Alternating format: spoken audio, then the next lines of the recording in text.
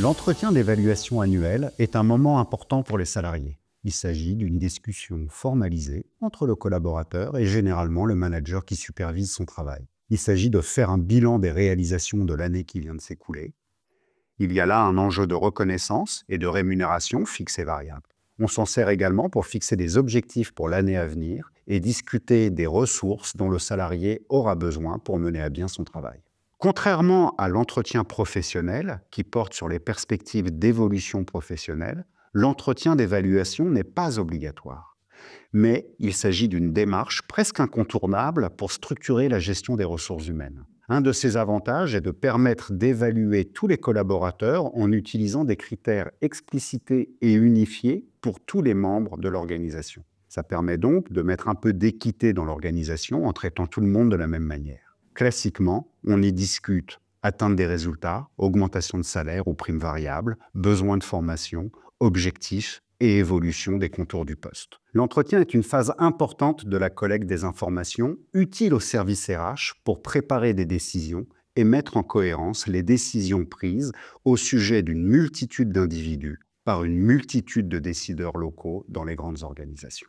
Il est possible de faire plein de reproches à cette pratique. Assez souvent, les managers sont un peu démunis face à cet exercice embarrassant. Faire des compliments ou adresser des reproches, le faire de façon constructive, demande un savoir-faire particulier et on peut préférer dire les choses de façon un petit peu plus voilée. De la même manière, les collaborateurs peuvent souvent percevoir cet exercice comme étant assez infantilisant. Une interaction un peu superficielle qui rappelle un peu le conseil de classe des années collège. C'est encore plus le cas lorsque le manager n'est pas le mieux placé pour évaluer le travail accompli, ou lorsque le manager ne peut pas prendre le risque de vexer ou de frustrer un collaborateur qui serait clé dans son dispositif managérial. Dans certains cas, les pratiques de GRH ne permettent en plus pas de prendre des décisions individualisées. À quoi bon, par exemple, se dire en entretien qu'on a bien ou mal travaillé, si de toute façon la rémunération et les carrières se font à l'ancienneté? On peut également critiquer le rythme des entretiens. Faut-il vraiment attendre la fin d'une année pour féliciter ou recadrer un collaborateur? Il vaut peut-être mieux resserrer le cadencement de ces entretiens en organisant des entretiens sur une base semestrielle ou trimestrielle.